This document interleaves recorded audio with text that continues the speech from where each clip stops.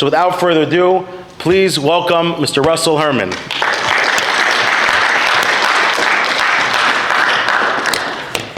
Thank you. All right. What's this? Got it. Thanks, Rabbi. Thanks for the nice words. All right. I had a good day. Who had a good day today? Anyone have a good day? Solid. All right. We're gonna keep it going. I had a good day. I woke up. I wasn't sure. I was like a little on the wrong side of the bed, and then things got kind of progressively better today. So I'm was looking forward to this. The nice thing about speaking is that if you have a good day, it enhances it. If you have a rough day, you kind of come up here and get to do some service and get out of yourself. And so anyway, I gave the graduation speech last year, and so I was the last one to go, and I'm the first one to go this year. But I could tell you guys are a serious group here. 100 on the homework and everything. So the mentors are lucky to have you, and you know, I know a lot. I know the mentors. You have a really great group. So I'll probably come to the graduation to see how it all turned out. You know, I'll let you in on a little secret. When I was your age, I looked at adults and I said, oh, they have it all figured out. Like they kind of like know exactly what's going on and they have it all figured out. But you know, the truth of the matter is that you know, we're all learning as we go. We're all learning as we go, and you know, the mentors are going to be able to give you some of their experiences that they've picked up. And you know, one of the things that I will say is I'm learning as I go too, but I have a lot of experience, and because of that experience, you know, I've learned some things along the way, and I'd like to share some of the things with you. You know, the rabbi, you know, you guys obviously did perfect on your homework. The rabbi sent me this sheet. You know, here's what you should talk about as the character pillar. And I started reading. I'm like, okay, I'm just gonna do kind of, you know, I'm gonna kind of do it, just give you my best. So I had a normal childhood till I was about 6 years old. 6 years old, my father got diagnosed with cancer, and spent about 2 years, you know, really sick, and he passed away when I was 8. Okay, good news is I had a really strong mother, really great grandparents, and you know, she kept. I have a younger brother, 3 years younger. You know, she really kind of like made everything okay for us. But I definitely like things got a little off course.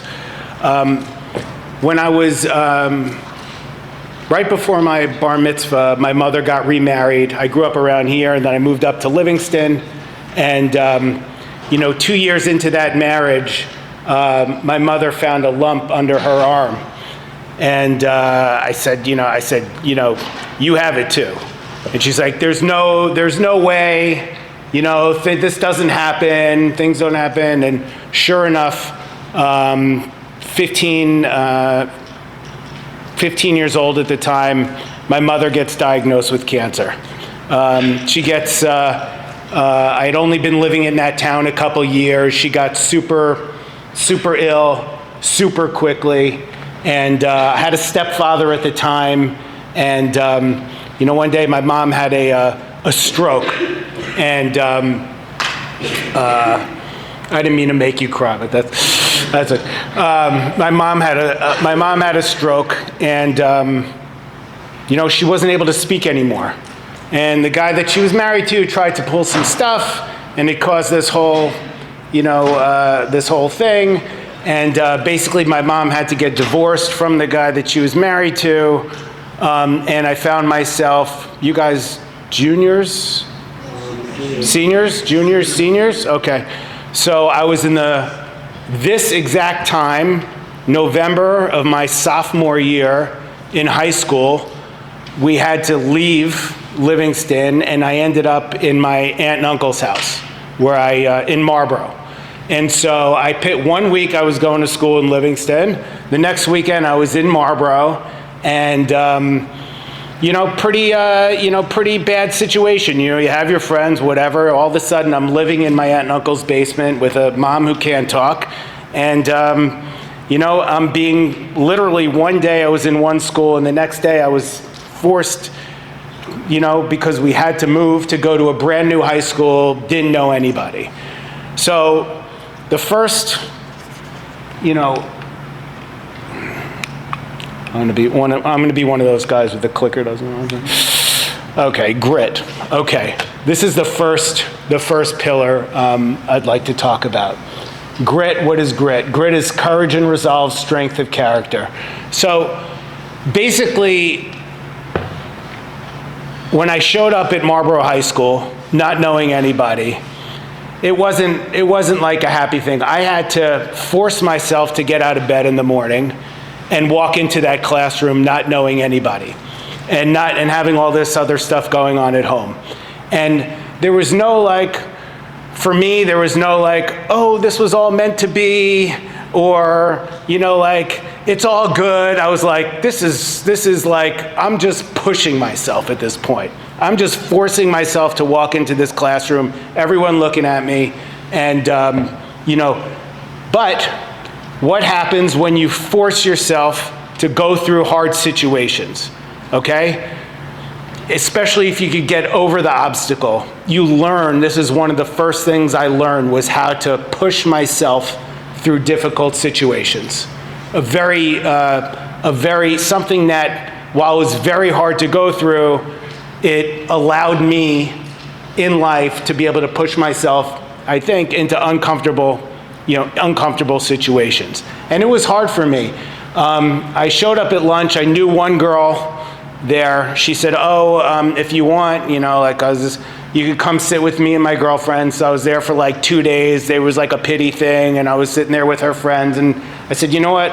I'm not going to even go to lunch anymore. I went to the library and I skipped lunch. So I basically didn't eat all day. I just didn't want to be around people. And it was really challenging, but I forced myself to do it. And I think one thing I want to say is if you do have a problem, maybe you could perceive it a little bit differently. Not oh, this is a problem, but problems are there for you to overcome and to learn things and to strengthen the muscles of dealing with things. I hope none of you have to go through what I went through as a kid, but you're all going to face different levels of problems, and maybe you could look at problems a little bit differently and have a little grit to move through them. So just to kind of close the loop, my mom passed away a couple months after I turned 16, still in my aunt and uncle's basement. And it was a really dark time for me. It was a really, really dark time. I didn't know anyone where I lived. I was living in my aunt and uncle's basement. And then, I got a job as a lifeguard, and things got a little bit better that summer. And then, started to make some friends in Marlboro and so forth.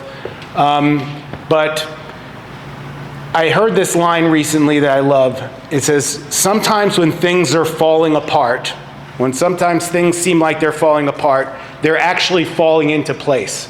You just have to get comfortable with the falling, okay? So what fell into place for me was when I was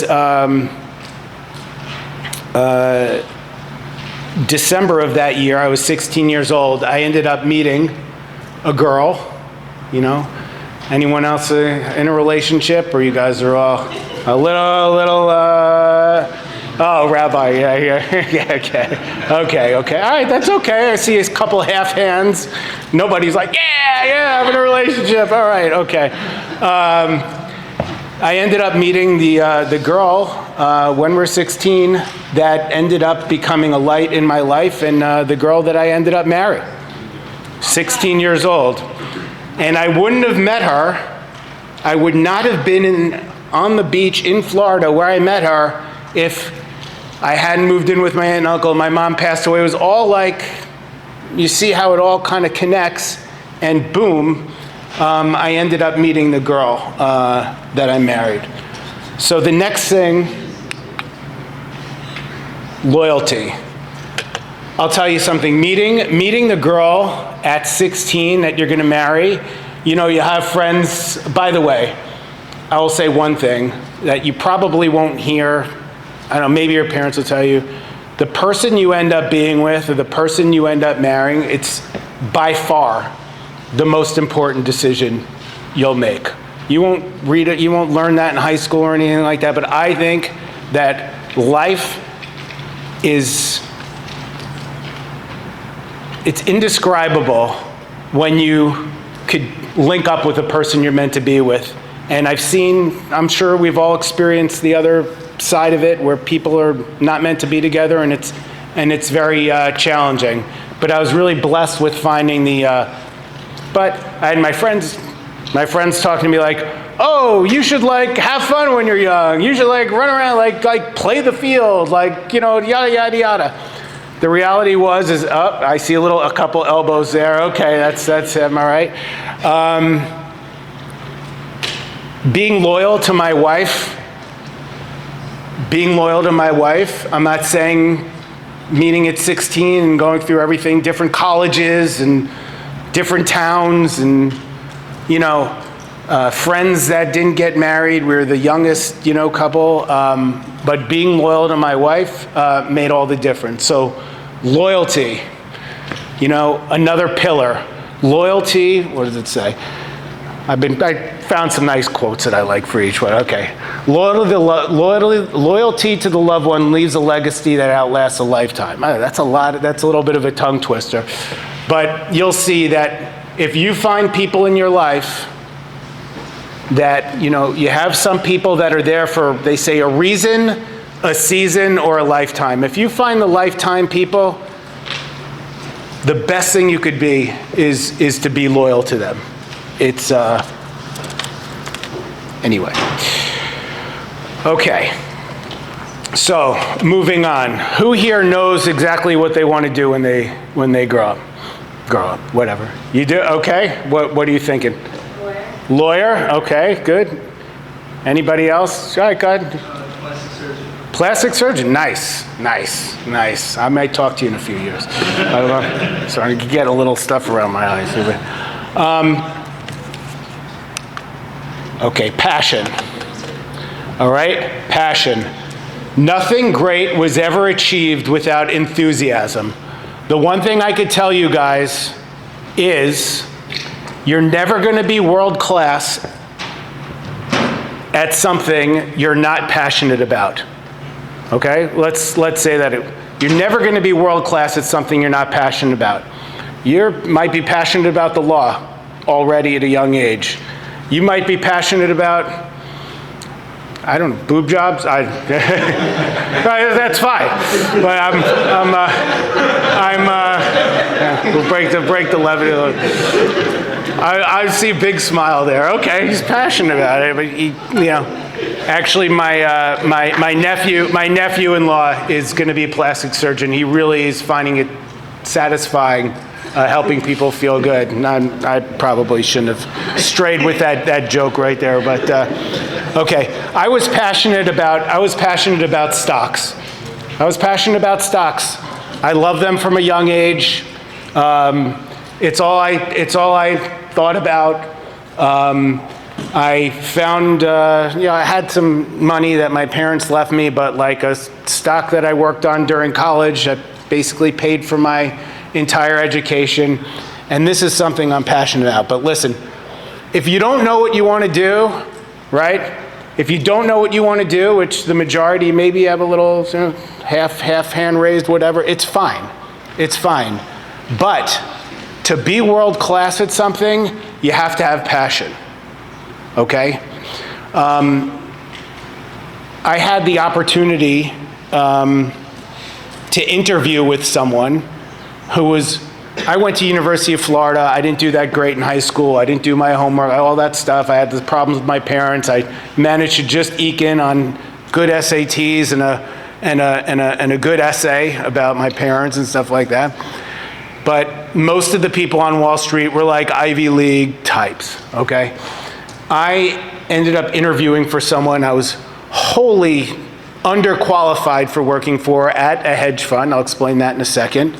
And he brought me back a couple times and we talked about my parents.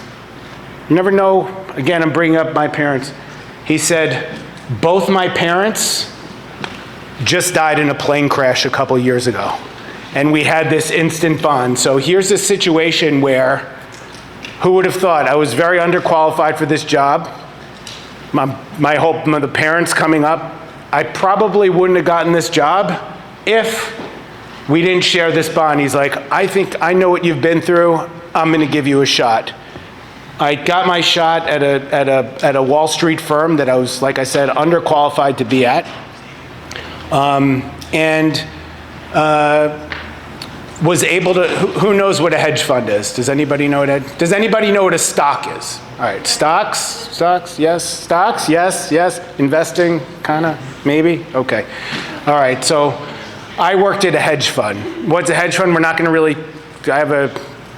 talked about my hedge fund at the strategy session a couple years ago, but a hedge fund basically is when people give you money, you divide that money up into different stocks that you think are gonna go up, and you divide some of the remainder of the money in stocks that you think are going to go down. That's why it's a hedge.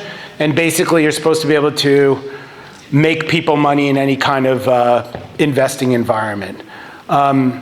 So at 25 years old, I was able to start my own hedge fund. The guy that hired me took a shot on me. At that time, I was the youngest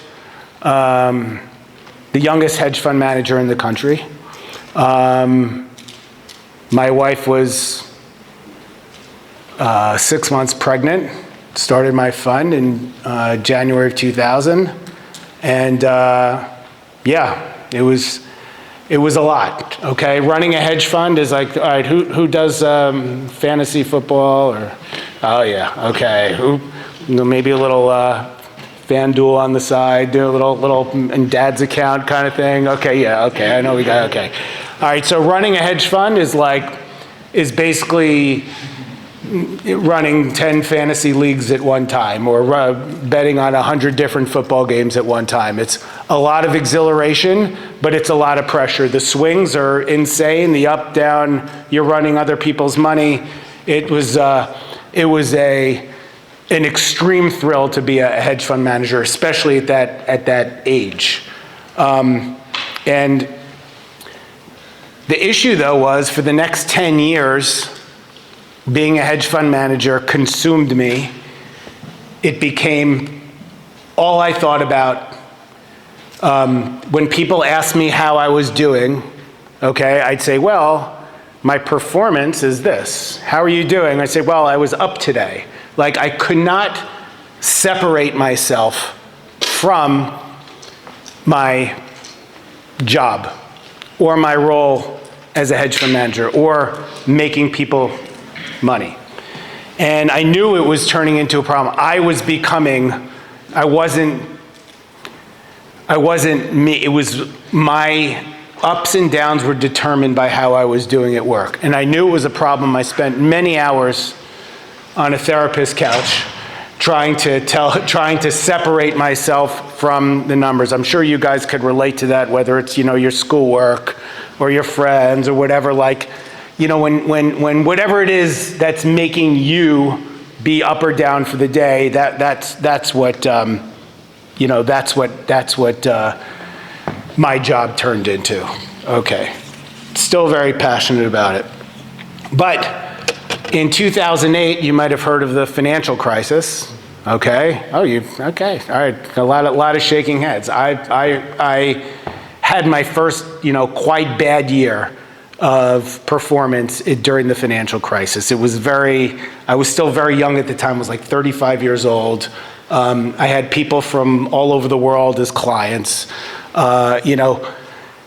10 years ago, I was sitting in my aunt and uncle's basement, listening to the Grateful Dead, and here I am, 10 years later, I'm like managing, people's money from all over the world, and it was a massive amount of pressure. And when all of a sudden, when I didn't do well, it was like my whole being was taken down with it. So I did it for another couple years, but amazingly, The thing that I was passionate about, I lost complete taste for.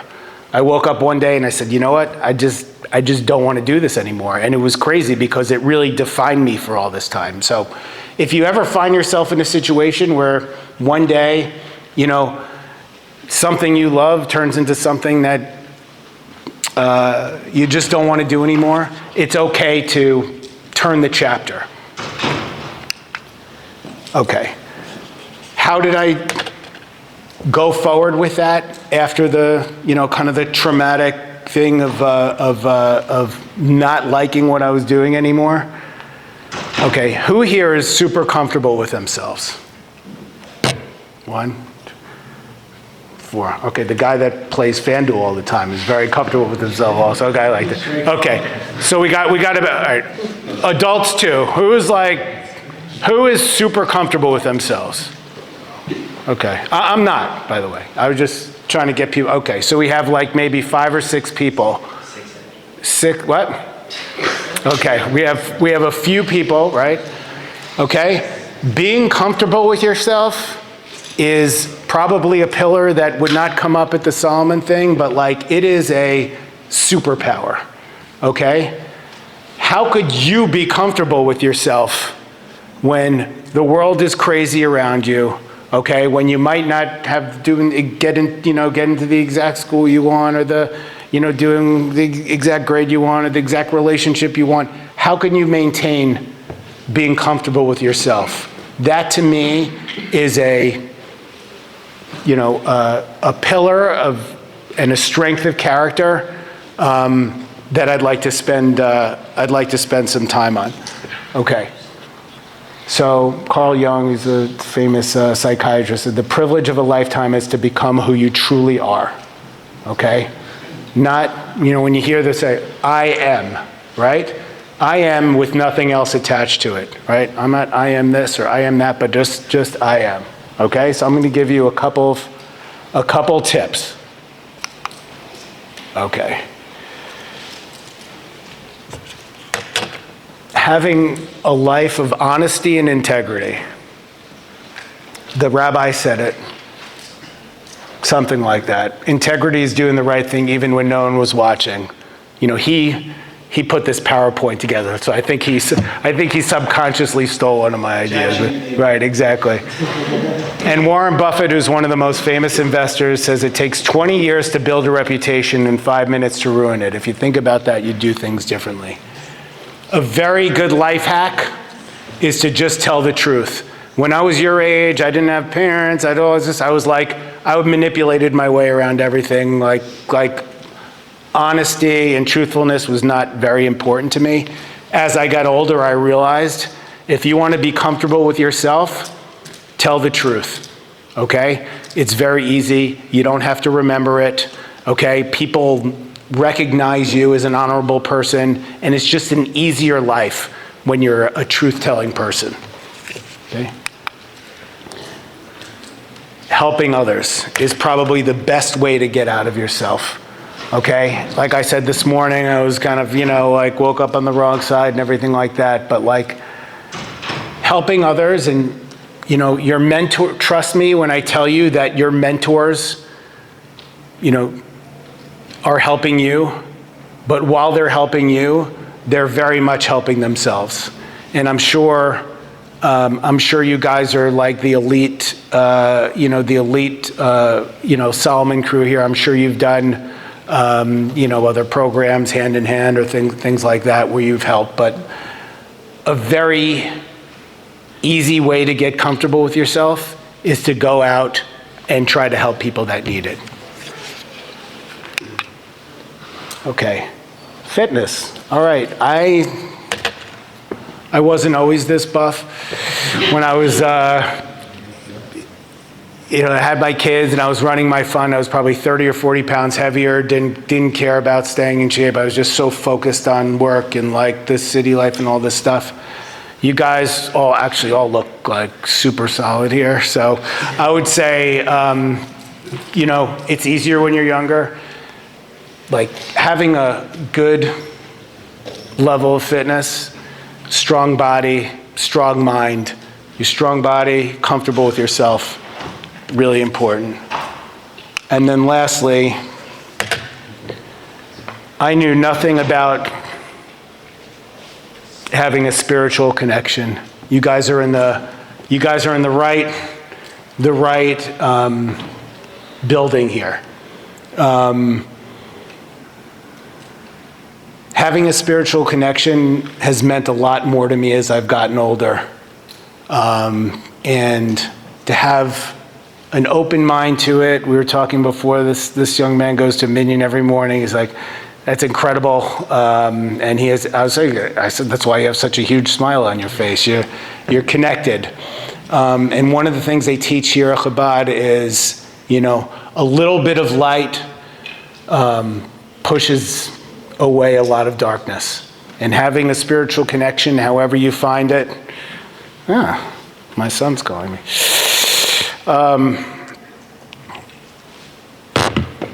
Is a really good way to get comfortable with yourself. Keep an open mind to it. Talk to the rabbi, talk to your mentors. But yeah, I think that's where I'm going to leave it. Maybe.